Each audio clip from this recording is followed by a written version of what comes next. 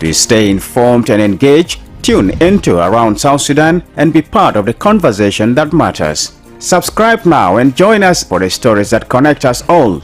Together, let's explore the heart of South Sudan. Welcome to Around South Sudan. You go to podcast for the stories that shape our nation. Each week, we explore the most impactful headlines that are shaping the narrative in South Sudan. We delve into issues related to national development, peace building, politics, culture and economics. To stay informed and engaged, tune into Around South Sudan and be part of the conversation that matters. Subscribe now and join us for the stories that connect us all. Together, let's explore the heart of South Sudan. Welcome to Around South Sudan. You go to podcast for the stories that shape our nation. Each week, we explore the most impactful headlines that are shaping the narrative in South Sudan.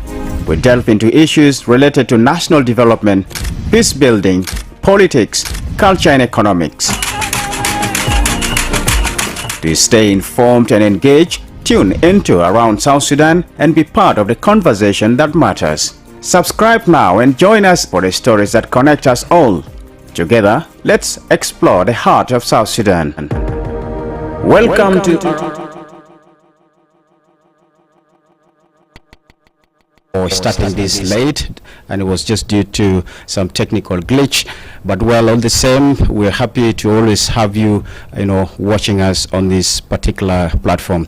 Well, today we are looking at the very latest, particularly in the political arena, where the political parties have agreed not to extend the transitional period and ensure that elections are held by end of 2026, and they have agreed that the constitution making process and also the national population census are put on hold until elections are done, and later on some of the pending tasks of the peace agreement would be implemented later by the new government or government to be elected. And today we would like to look at this and break down what this means actually to the country, and particularly in terms of ending the transitional period next year. And I'm glad to be joined by Dr.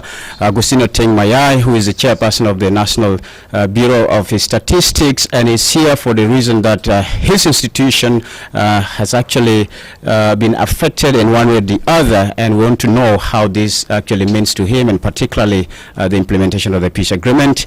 He, as I said, is not there by default, but he is there by merit since he was appointed, holding a PhD in demographic and also development studies, and he will be sharing with us more thoughts. And of course, next to him there is Patrick Godi, a lawyer and activist who has been very much proactive in the field and always participating in all efforts to do with peace in the country. And of course, Kongpal Chang, Chief Editor of iRadio. He will give us his media perspective on the stories that we have had all these years since the beginning of the peace agreement. And it's my pleasure having you all aboard. Thank you very much for having us. I would love to start with Teng Mayai, because his institution has been to some extent or affected by the decision, positively or negatively. So what is your take? Having had that you will not carry out population census maybe until after 2026. Super, thank you very much for having me. It's a pleasure to come back to iRadio and talk about our national affairs. In this case, speaking of the importance of the National Bureau of Statistics in informing political processes, in this case, elections.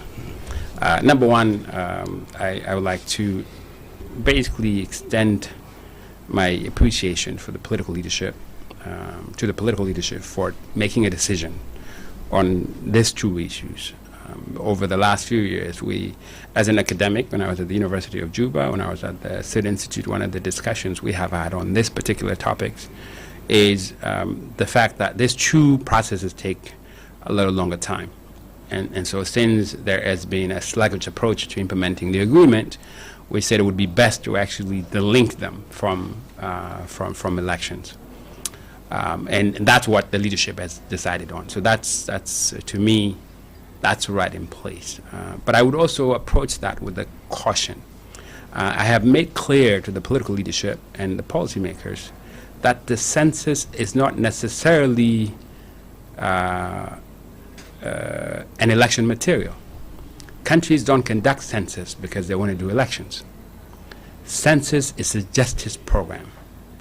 When you deliver justice as a country, you basically are using an information in order to deliver that justice. You want to build schools. You're not just going to build schools.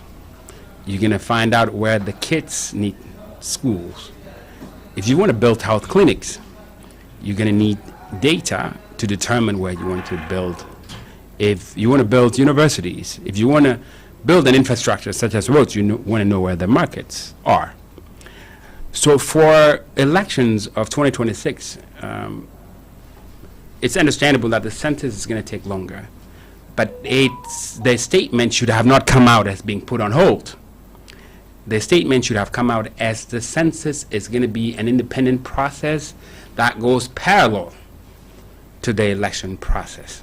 That means when the new elected leaders assume office, in order to deliver services to the people, they're going to need the information from the census in order to determine where those schools are placed, where those health clinics are placed, where watch programs are placed. Right now, we just don't have that information, and justice has not been delivered. So that's item number 2 there. The third is that the elections don't necessarily get done completely without the census. It's not possible. And here's why. You're going to have the president, the governors, the commissioners. You can elect them at the population level. There's no issue there. But then parliamentarians representing constituencies cannot be elected without the census. There's no way of doing it because they are geography-based. And geography in this case is a place where you have to count people and households. And so a representative from Twin North County representing a geographical space is not going to be brought about by a political decision. It's going to be brought about by data. And the data will have to come from the census, not a survey. And this is why the parallel process of the census should have been what the political leadership communicated to the population. Because the population is going to demand the census in order to get the services and in order to get their parliamentarians down the road. I'll leave it at that. Yeah, thank you. What is your take? I had wanted to ask you here because it's not come out clearly what reference they are trying to make. If you say you want to do these activities after 2026 elections, we have had previously references being made to previous census, 2008, and our constitution all along have been going through amendments from 2008. Right. And so it looks a little bit complex here and tricky, and if these leaders agree, so I'm wondering what mechanisms are going to be there to address this. But in the meantime, let me hear from Patrick Godi, what your take is. Well, firstly, thank you for inviting me to be part of this conversation today. And getting to your question, really, I would say today's decision came as a surprise, or I should say the manner in which it was arrived at. I know for the longest time, especially after the 2022 extension, and some of the hurdles that were enumerated as to why elections could not happen at the time included the lack of progress around the constitution making, the lack of the population census being conducted, and therefore they needed to get more time to allow for these processes to be completed. But then again, unfortunately, in 2024, we had the same scenario, another extension based on the same issues. So we had not seen progress in how we will figure out how we'll count the number of people in South Sudan in preparation for election. And or as Doctor mentioned, it might not necessarily be for election, but broadly as an important data for how services can be provided in the country. But given that we're in the context of the revitalized peace agreement, most of the people's understanding, whether it's the politicians or now by default our citizens, they have always looked at it from the angle of national population census tied to the national electoral process. And given that since the beginning of this year, actually when we had expected that there would be expedited implementation of these particular aspects, the constitution and the population census, instead we got bogged down into a political crisis that has in a way undermined all efforts that could have made it possible even to arrive at a timely national population census. So for us, we have been saying that one, we acknowledge that there is a problem in the country right now. The political parties have not been sitting together. They have not been trying to address some of the violations and grievances that have been accumulated related towards the end of the transition. And we had thought that that would be the area of priority, first of all, to put an end to the political crisis. And then as an accompaniment, we look at then how do we drive towards the end of the transition, and which is, of course, marked by the election. And that is where issues such as decisions on whether we can suspend the national population census or the constitution-making process can be decided in a consensual manner, in collegiality, and also in collaboration with all the stakeholders who are parties to the agreement. I think that is how I will have looked at it. But now that the parties have reached this decision, I think we have to appreciate it, because we have also been calling them and saying we need them to make decisions on these issues that are hindering the end of the transition and possibly having the elections in 2026. Right. From the media perspective, Yeah, I know you'll be talking about the reactions from members of the public and being very bitter why the country is not really moving forward. Yeah, I think the announcement that the political class has made, or the parties to the peace agreement, is welcome, because this the voice of the public always is for wanted to see them doing things like taking actions.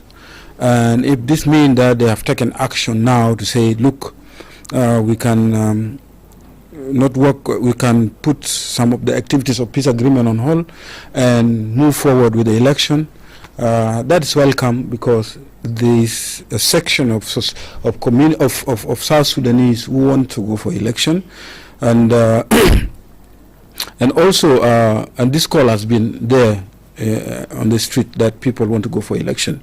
They see these leaders also trying to keep extending, and even as we speak, it will have another interpretation of how this is going to be done, because to me also, how this election is going to be done is also is something that we'll know later when the time will tell, because how are you going to do elections when some part of the country is at war?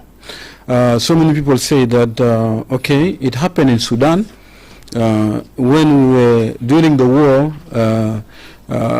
Sudan conducted elections, and South Sudan was at war, or was on fire, and all those, and South Sudanese never participated in election, and Bashir got legitimate through that election, in most cases called not really fair, and that, but we will see. Let's receive the news with doubt, because our leaders sometimes they will make they always like announcing thing when at the end they do different thing,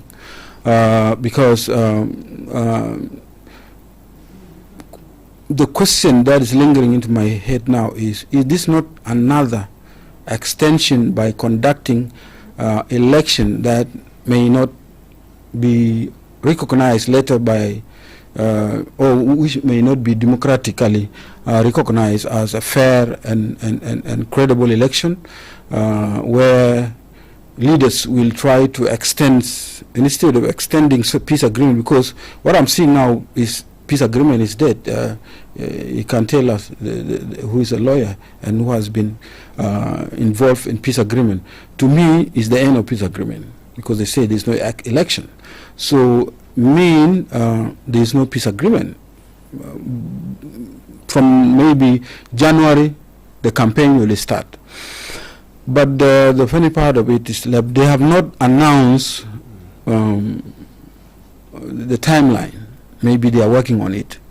And announcing election, 1 year is not enough. You have seen in Uganda they start campaigning 2 years before this year.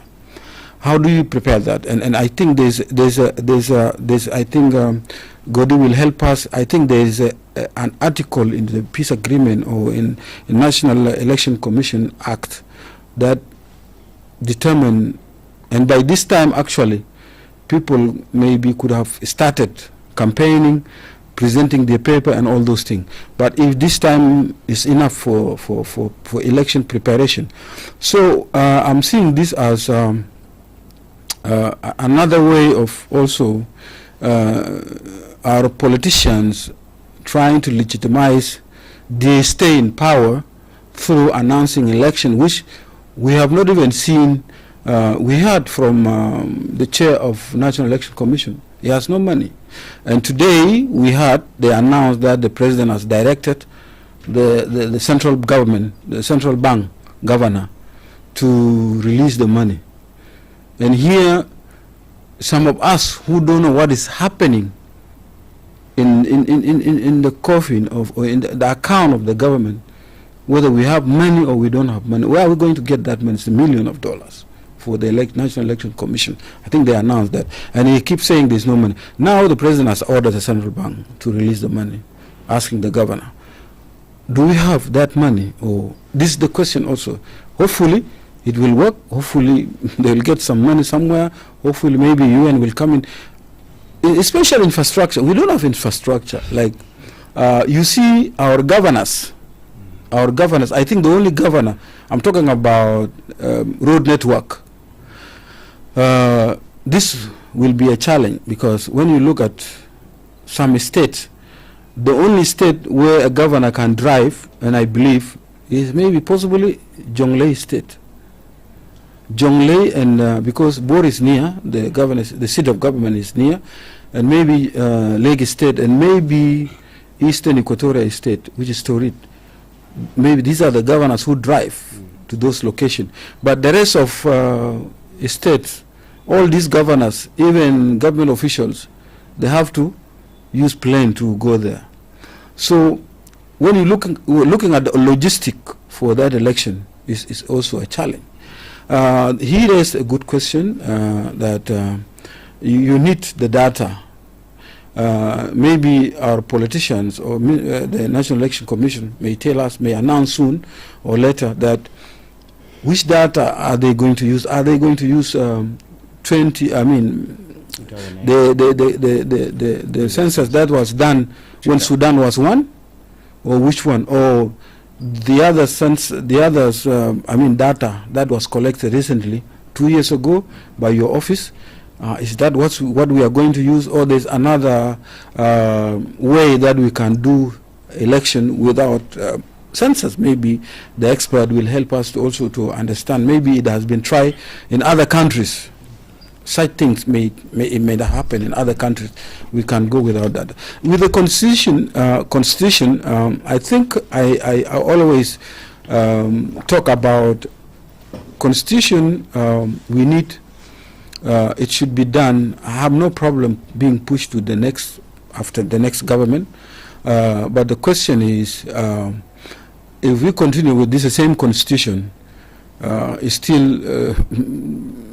will those elected member of parliament have the voice to question the executive under the same constitution, this will be elected. These MPs will be elected. Let's assume they will be elected by their people.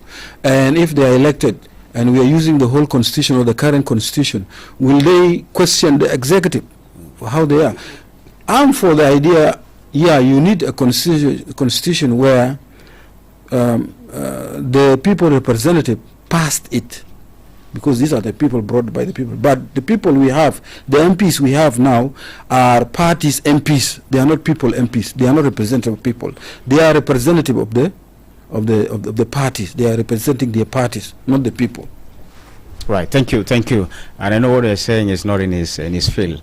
So he is basically looking at data and how important it is. He has talked about election could be one where this could be applied, but he said, well, if there are avenues to do election without that, the country can still proceed. And of course, as you said, many questions will linger in the minds of people how this is going to do. It's going to be very complex, and you will need the parties to come with very clear mechanisms, considering the environment that is needed to conduct free and credible elections. Now, and no any reference has been made which data will be used, but let me ask you, Dr. Ting, so if you look at the 2008 census, the last official census was conducted then during the Sudan era, and from your perspective, how legitimate or usable is this data for planning purposes, especially ahead of elections? That's a good question. First, let's separate the issues. The fact that we conducted the census under Sudan does not actually have bearing on the decision to use the data. So that's number one. Number two is that the real issue, the real fundamental problem with the 2008 data is twofold. Number one is that the tradition around the use of census materials in the policy or political arena is that census materials last 10 years. And so that's the age of the census data for you to use it. And that 10-year period has elapsed nearly 20 years ago. You know that we are in 2025. Number two is that even if you were to go back to the constituencies constructed under the 2008 census, you have a population problem because of displacement. Displacement due to conflict and displacement due to natural disasters. If you go, for example, to Tweed East, very few individuals reside in Tweed East. Tweed East has a number of representations in the national government and also in the state government. If you use the 2008 census material to determine representation in Tweed East, you will not do justice to places where Tweed East citizens have moved, because you would still allocate the same constituents' representations in Tweed East as a geography, not as a community, it's as geography. So you will have Deng Dao, you will have two others there, but then this Tweed East people are in Mongala, some of them are in Juba, and so their representation should be in Juba, because Juba is where they draw services. That's where they go for health services, that's where they go for educational needs, that's where they go to the markets in order to get items for the households. And again, that's what takes us to the issue of justice. How do you do justice by having 10 people in Tweed East being represented by 3 parliamentarians in the national government, while you have 300 street people in Juba being represented by nobody? Because in an ideal context where parliamentarians deliver services to the people, the 300,000 people in Juba would need to have a constituency that is represented, with that representation demanding services for them, whether they are in Rock City, whether they are in Sherkat, whether they are in Gudele, whether they are in Juba town, they are a constituency, right? So again, the answer to this is it's going to be highly complicated, and it's not going to be sensible for any political decision that would use the 2008 census to determine representations in the government. How about the surveys that were carried? Surveys are not useful for that because they are they are good for scientific work. They're good for policy work, but they are not good for political representations because they are snapshots of the population. And let me highlight this further. When I go and do a survey in Jonglei, let's say one of the counties in Jonglei, when I'm doing a survey with people who are there, and majority of these people have to be adults. I'm surveying adults. What gets represented in the parliament is not just adults. It includes kids who have just been born. It includes kids that will be born immediately after elections. And those guys don't come out of the survey, they come out of the population census. And really, that's where it gets complicated. It's more like what we call voter registry. Voter registry is going to get individuals who can vote. The voter registration provides information for individuals who can vote. It does not provide information for constituencies. And that's the difference. That's why you can never use it for representation. Because the voter is going to be 18 years and older. It's going to be somebody with sound mind, somebody who has never committed any crime. So it's very selective. But somebody who has committed a crime has to still be represented because you still have to deliver services to them. So they are part of the bigger population. A child who cannot vote is actually the reason we exist because they are the future. So we need to provide services for them. But they don't feature in the voter registration. It's the census count that's going to provide that information. Right. So it's going to be a complicated endeavor. But again, as I said, there are phases. I wish the announcement went further to explain how this would be done, right? So what we proposed as the National Bureau of Statistics, when we were asked, how do we do this without necessarily having the census on the table, we provided phase 1 of elections. And that phase 1 is going to include the president, the vice president, the women's list, you're going to have the governors, and you're going to have commissioners. And the reason this phase 1 does not need census materials is that it's going to be done on the basis of voter registration. Because the governor runs for the entire state. So it's all state geography. And so whoever is there to vote is the one who's going to vote. Now, constituency is different because it's going to be drawn up by geography. And so a constituent representation, for example, in Bor South County, is going to come just from Bor South County. How do we determine whether Bor South County should have 1 representation, 2, or 3? It's going to be the population census. And we're going to draw it geographically and say, Makwelwet, you are representing constituency number 210. That's in Bor South. And then we say, Malmakir, you are representing constituency 209. And it's drawn. Yes. All of that has to be determined by the population count. And you cannot do that using a survey.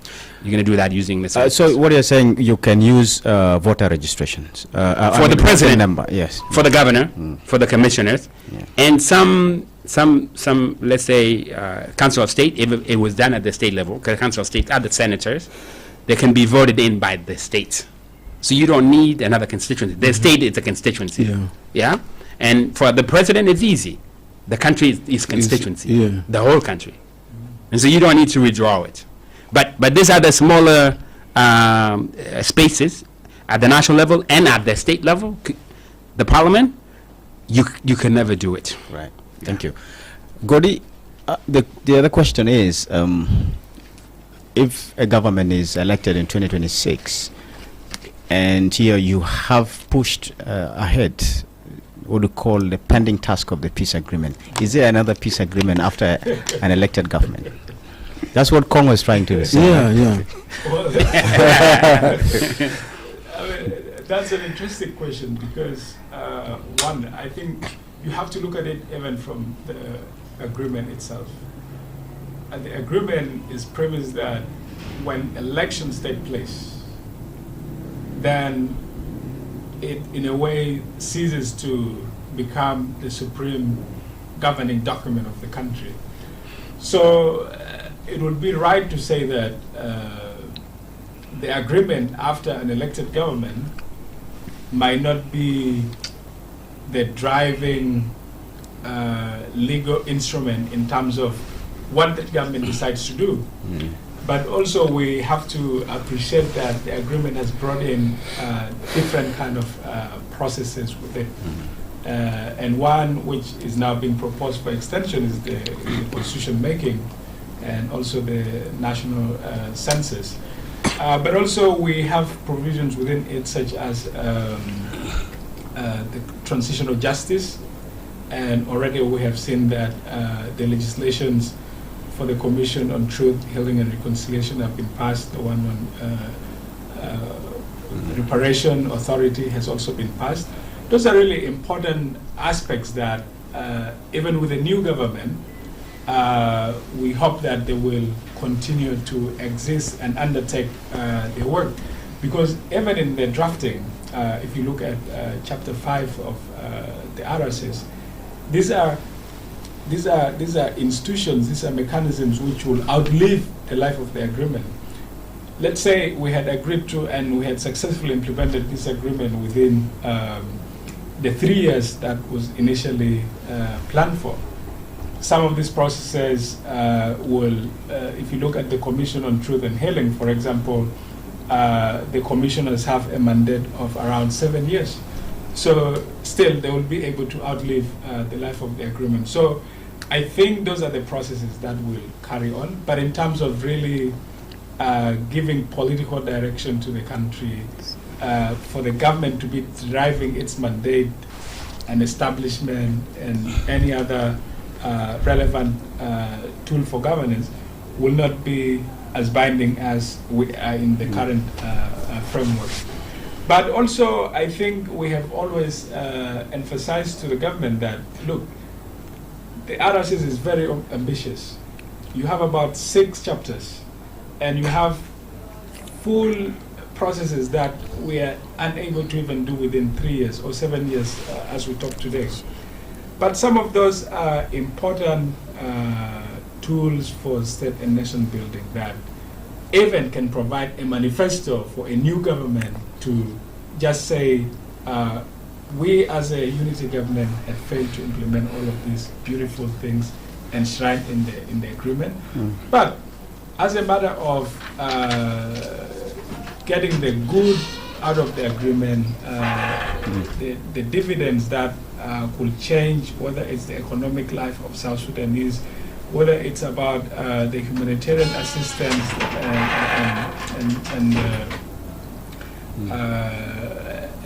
and the service provision that can happen, will still be important. So it will be up to them to really say, we want to carry forward with this. But really, I do not see a perfect manifesto of an elected government coming without really making references to a lot of what the RSS already provides for. Yeah. Right. Looking at the environment, I think this has been one of the preconditions by the United Nations, 5 of them that they laid out, and one the unity government to implement, from the constitution making process to population census, and you come down to respect to human rights, and you come down to civic and political space. All these ones are really important for the country to hold free, fair and credible elections. And yes, we have seen the parties now coming with a consensus that we can move forward, and let's just put some of these things aside, and whichever government comes in will be able to carry on forward. For instance, the census could be done. His ministry will be fully resourced. I mean, his institution will be fully resourced, and he will be able to implement that. So, but looking at the time that is left, I wonder whether, even with what they agree, they will be able to commit in and create that real environment for the country to be able to hold general elections. You have cited some of the conditions that or challenges that are happening there. Kong did mention logistics and so many other things. So Kong, what is your take? And just a suggestion to these leaders to ensure that despite the challenges, something can be done. Yeah, all of us we, the citizen of this country, is our prayer that our leaders continue with this spirit, seeing them together. Last week, I don't know, this week, that with the president and deciding and agreeing that this is the way we to move forward, and those key things they came up with, despite the challenge that is ongoing, war in some part of the countries, and also one of the influential leaders in South Sudan also in court, that I think the way they start, this dialogue and compromise, that this is the way to go, coming together, not disagreeing, I think it has to be appreciated. And maybe sometime, I don't know if I can use this word, maybe let God touch their heart more to do more. And we have for this country, let me tell you, for this country, we can start with anything, and it can work. We can say, okay, let's go for election, and say, look, if some few constituencies go for election and elect the leader, there's no problem, as long as that elected government will now, the priority should be reconciling the country. I hear the Truth and Reconciliation Commission is being established, which is good news. I hope they may start their work during the election, during the campaign, or maybe their work will be effective maybe after the elected government coming, hopefully, if things goes through. If these countries reconcile, everything will be easy. It will be easy. And if gun is silent all over the country, South Sudanese, they don't care who is going to lead them, from which regions. I believe they just want to see that they go to their farm peacefully, let them, produce their own food. We have a lot of resources. We don't care. Let the politician take the money, but we have the land to till. That is our resources for every single citizen.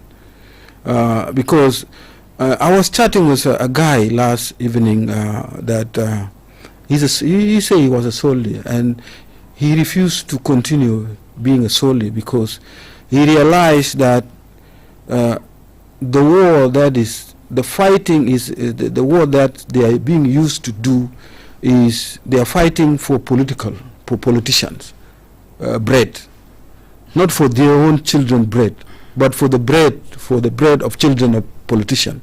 And he said he gave up, and he decided to go for border Raksha business, and he's using that Raksha to educate his children. If we have peace, all of us will do business. We will go to business. We leave this year. I think it's a good step. Let's appreciate our leader. It has been very difficult. They are suspicious of themselves.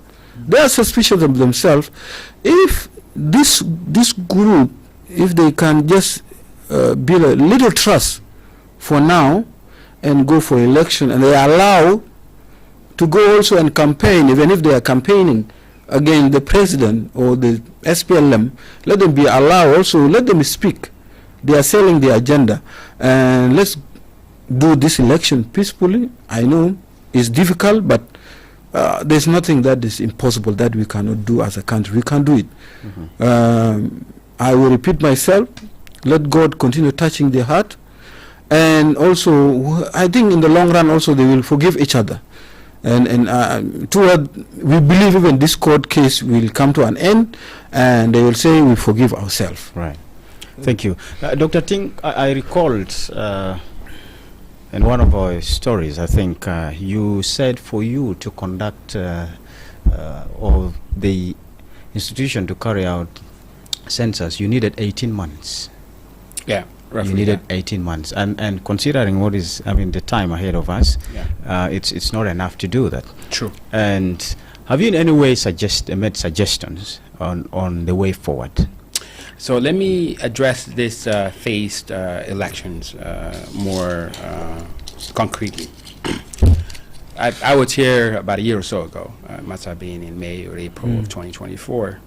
And one of the points that I made was that, because at that time, remember, it was December this year that when we should have conducted elections. One of the points that I made was that some elections can be conducted right about the time that elections have been scheduled, but some elections can be deferred to another date, especially those that require census information. Those are the representations at the state level and at the national level. And we're talking of parliamentarians who are constituency-based representatives. What you do with that is what you are conducting elections for the president, the governors, the commissioners, those posts that do not require census. You are also investing resources in the census process. And that's why I was telling you, the announcement should have said the census is delinked from the process, but it's a parallel process. It goes along whatever activities the government is engaged in. And what this does is that it leverages the government to, down the road, generate information on setting up the constituencies at the state level and at the national level, because there's no other way of doing this, right? And for you to do that, you will have to phase elections on the basis that the executive at the national level, the state level, and at the county level will now have a year in office, right, before elections is conducted for the representatives of the state level constituencies and of the national level constituencies. What that does down the road in terms of tenure is that, and South Sudan can adopt this, is that the executives will be elected a year earlier than the representatives. Right? And then the representatives, their tenure is a year later. But what do you do in between, right? It's the year when you basically don't have the parliamentarians. How are you going to have checks and balances, right? And especially on the executives, if the parliament is not there. What can be proposed, and this is a political proposal, it's not necessarily a technical proposal, is that, again, the parties can sit and decide whether to retain for a year the current parliamentarians in order to have an oversight on them. There is a problem there because they were not elected. And so some politicians who have been elected can question basically the authority of those guys who have been elected. So there will always be the complication. But then if the political institutions responsible for the agreement and transition all agree and have a declaration on that, that could be done. The second angle on that is the parties can agree to dissolve, for example. All these are the positions that came in as a result of parties just right before elections.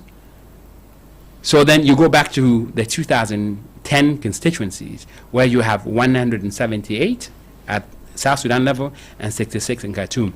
Those become the oversight body for 12 months while the census is being finalized, and then you can now send those guys to be elected and become basically legitimate and constituency-based representatives when elected by the people. But all of these mechanics would have to be had by the technicians sitting together with the politicians and the elections commission in order to pump sense into politicians on how those work. But again, as I said, you can elect the executive without problem. You can elect the county commissioners without a problem. You cannot have the constituency-based representations if you don't have the census. So a parallel approach is the best way to go.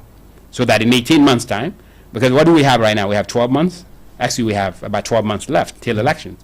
If we get the resources now, you could literally elect the parliamentarians basically mid-year 2027. So it would actually just be additional 6 months. And you can elect the parliamentarians because the census will have been done. If we start having the resources now, parallel approach, we do the cartography. Within 9 months, we're done with that. And then we're ready for what we call enumeration. About 3 months, it's about 12 months.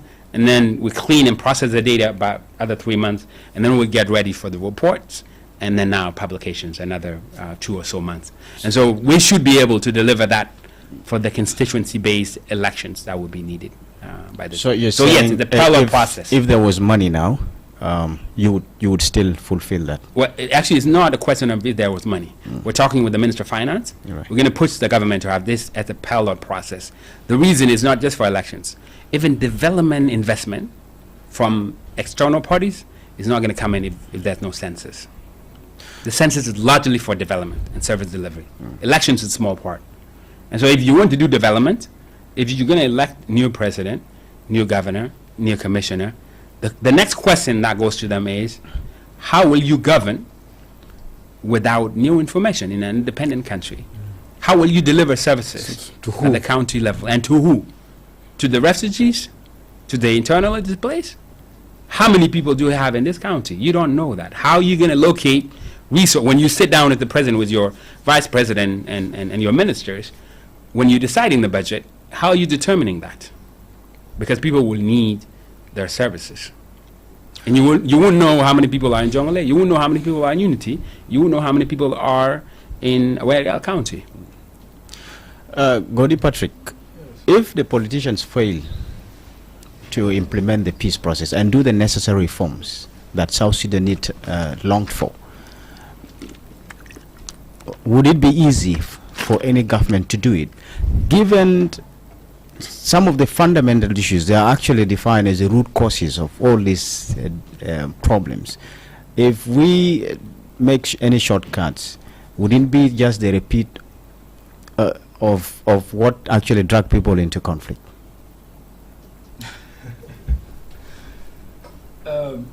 You know, there are different school of thoughts around this question.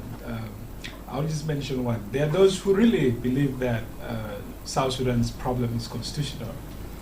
And probably if we had a very strong constitution, one that provided enough checks on the executive, we'll probably not have these kind of issues that we're now trying to deal with today.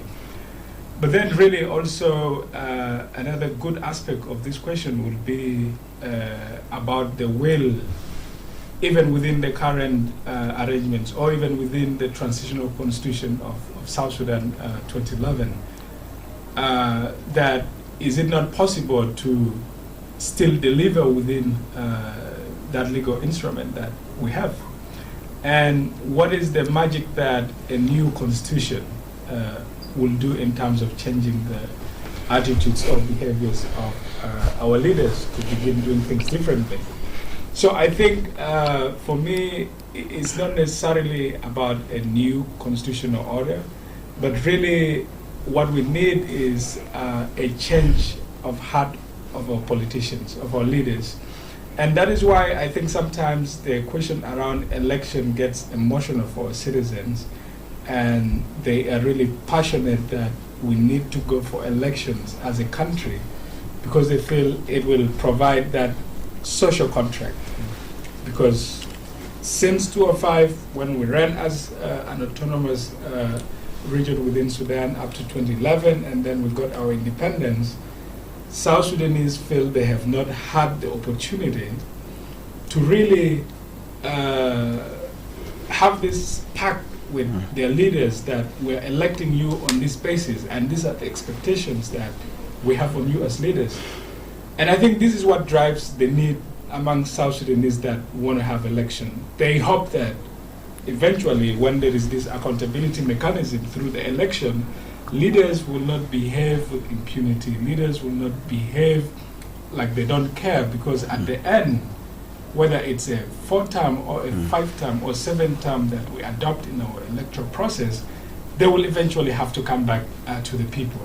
And depending on your deeds during this period, the people will also reward or punish you accordingly. I think that is where it zeroes down for me around the conversation around election and maybe what it will be able to provide in terms of forcing an attitude change. But about the constitution, I think I don't really have much hope, because we still have a pretty good constitution right now. We have a very good agreement in itself, but we see very less implementation. Kong, any take? Yeah, I agree with Godi. Our problem is not the constitution. it's not the constitution. I think is our politician, because all this problem that we are facing is because of power struggle within this, especially SPLM. If they focus on allowing the president to lead and focus on development, we have a lot of money. And if this money is channeled to institutions that are giving services to our people, you not see this also political differences, because it will be about education. A lot of money going to education, to roads, where where it makes, like, people will see it's happening. There are roads, okay? People will see their educations. Let me use example of Eastern Equatoria, where I've never been to most of the county headquarters, but I'm told that the current governor actually built infrastructures in those county headquarters, government facilities. So if he can do it, why not other governors cannot do it in other states? And why not the president getting such people who can deliver? And when people deliver, even people will tell you we are not going for election. The citizen even can say we are okay. Yeah, the people will say we are. Even the people will demand that let's go for referendum, and say we are not going for election. If you deliver services to people, people will say we are not going for election. We are comfortable. We have the services. We have security 100%. Huh? My chicken can just walk into the neighbor and then cannot disappear. This is what this very small is this wrangle within the SPLM that is really destroying this country. That is, and just looking at the power, because they see if I take the power, I will have the resources, and I will go and build mansions in neighboring country, and my children will be flying to Dubai and taking selfie and showing the other world that we are rich, instead of showing the child who is in Aurial, who has been there for 10 years as IDPs, returning home with his family and getting a good education to be a future leader of this country. Right. Yeah, it's not the constitution, even it's just this SPLM politically wrangle. That's really killing our country. Yes, Dr. Ting, you gave a good suggestion, and which some people may take it, others may not take it, on how this country can go forward in terms of holding elections if the population census cannot be done. And the problem is, how do you ensure that election is done without having population census, but people having trust in the mechanism that is in place? So that's basically a political question. Let me try it technically. I have presented to a lot of forums as far as the position of the National Bureau of Statistics in technically informing the government in order to undertake elections. What is clear in this is that we need numbers. We need some information for us to do better at electing our leaders. That's given. We all know that. The population knows that. The politicians know that. You and I know that. The next question is, if you can't have the materials you need to do this, how best can you do that? And so our suggestions are right there for the political leaders and the policy leaders to determine whether or not they are plausible, if they can make sense of them. Now, when it comes to trusting the process without the data, this is where it goes back to the politician, that the politicians would have to assure the citizens that the decision that they have made is the only best option available for them. And here's why. But that in the process of arriving at some sort of a product, that we will embellish it by investing additional resources as we move forward to improve. This is where we come in as a National Bureau of Statistics to say, don't stop elections. Do elections at the president level, at the governor's level, at the commissioner's level, and at some other representation level that are global. Global in this case, I'm looking at the state, I'm looking at the county, and I'm looking at the country. But then as you move forward, the representation of the people will cause problems. This is where the trust emerges, right? So how do you go? I was blessed to work briefly with the former minister in presidential affairs, the former governor of Western Equatoria, Bakasoro. So Bakasoro and I ended up in Addis Ababa. I went for a meeting. He was there for another meeting, and we met over dinner. And he told me something I will always remember. He said, "My young brother, do right by our numbers this time. In 2008, I was not satisfied. Recently, when you guys did the PS, I was not satisfied." And then he pointed to Azande. He said, Azande is one of the largest communities in South Sudan. But look at the population of Azande in all of your counts. Yeah. Does that sound right to you? Does it look right? And he said, as a leader in this community, I don't trust whatever you have generated.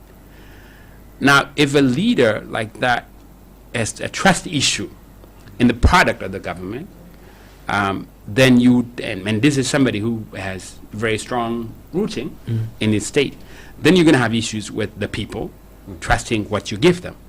And so to get rid of that lack of trust, mistrust, you really need to draw down to a point where you have to provide resources and generate new evidence.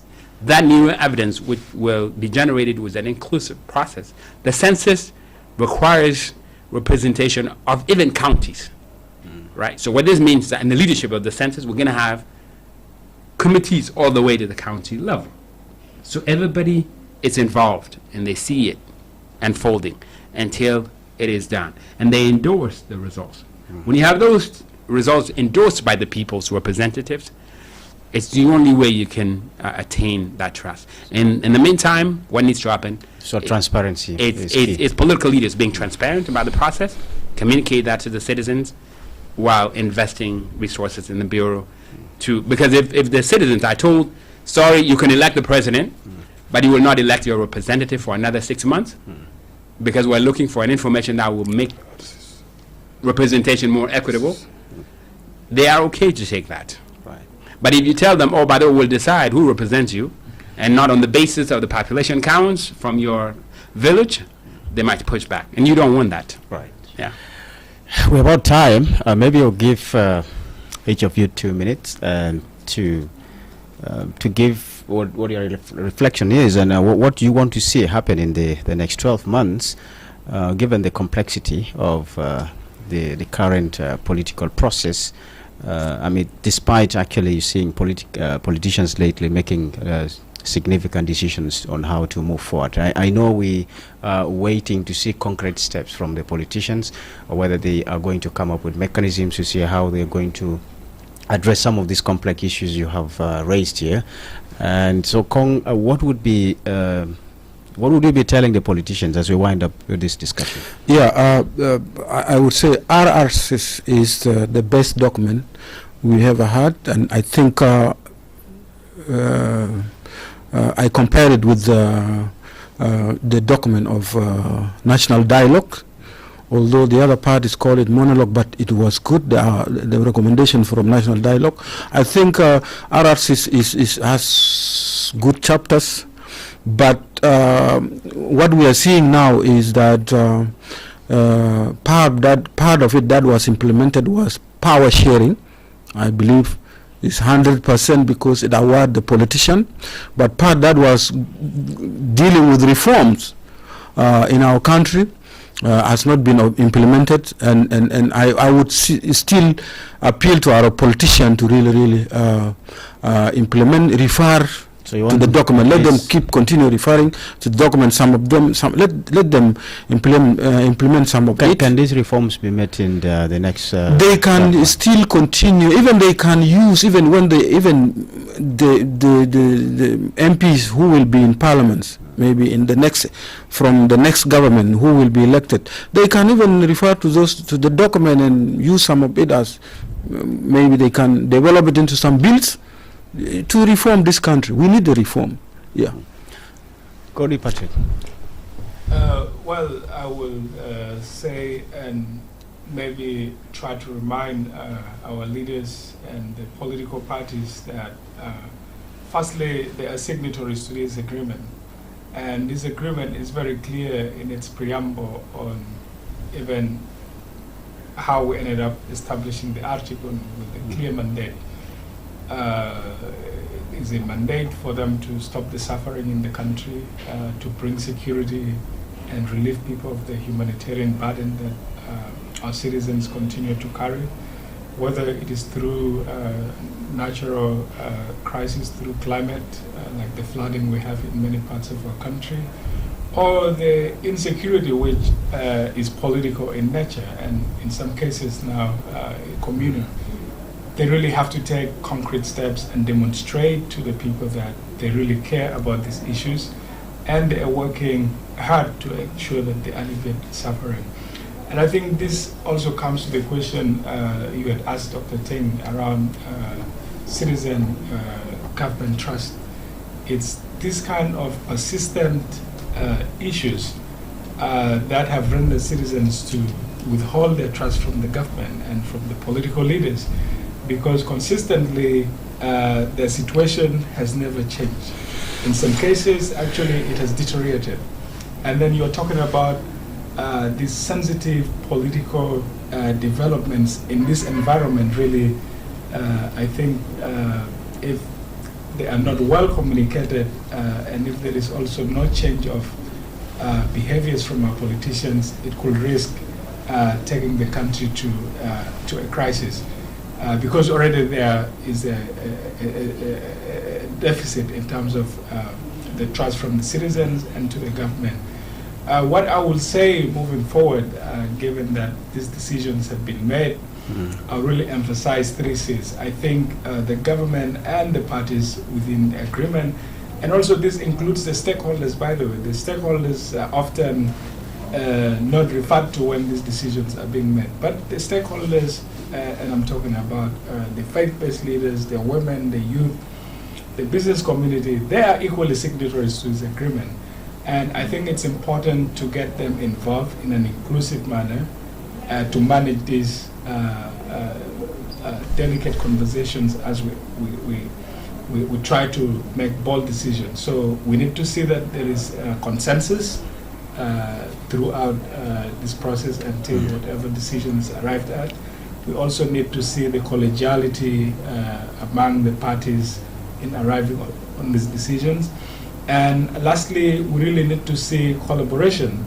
Most often we have talked about mistrust about among the political leaders or the parties, which I think honestly is a very difficult issue to deal with, to say suddenly politicians who have had issues, historical issues, not even just emerging in the current context, dating back to the SPLA days, to trust themselves. But I think with the three C's I'm emphasizing, it is possible that they could work together. They might not necessarily trust each other the way we want them to see, but if they're collaborating, they're working in collegiality and consensus, we can move forward and peacefully end the transition and deliver the election. Thank you very much. Dr. Ting, what is that one thing you envision? So I will re-emphasize what I have already stated. In this respect, I commend the parties and the government for basically making this decision. A majority of things concerned with the agreement are political. And so the element of political will really matters a great deal. And so this is commendable.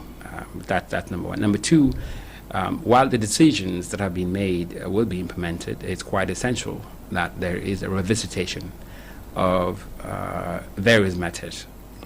A decision on the elections conduct without the census information is going to require perhaps the parties and other stakeholders to come about an addendum. What does it mean when you are electing people in 2026? You have not come up with a number that will be used in order to determine the constituencies at the state level, at the national level. that confusion could really throw things off. It could stop the entire election process, and you don't want that. So there will be need for clarity as to how you move elections forward. Facing elections is going to be a better way to basically ensure that the process deals with issues at hand right now, issues that could be handled, and deferring some of these processes to a future time while you are investing in them. You're not leaving them alone. You're just going to have to face them so then you can collect particular goal or results down the road. The census is one of those. You can invest in it now and basically get the results of it towards the end of the process. And I really appreciate being here, and that's my thought. Thank you so much indeed, Dr. Agustino Tengmayai, for your time and burning your fuel all the way this far distance here. But it's my honor really having you today, and we look forward to continue with this conversation. Thank you very much. And of course, Patrick Godi, thank you so much for accepting our invitation at a very short notice after we kind of fell short, but you responded quickly, and your insight has been also amazing. And Kwang Pal Chang, you took cover. That seat would have been empty. So, but thank you so much for the insights. And dear viewer, thank you so much. Our apologies once again for having started this late, but hopefully next time we will start at the right time. But all the same, I would wish you a lovely weekend. Let's have edition of the same next Friday. From me to you, bye-bye.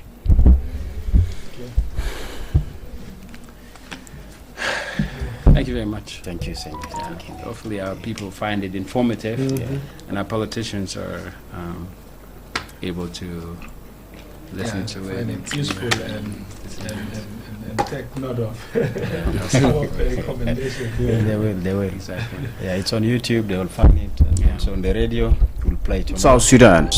You go to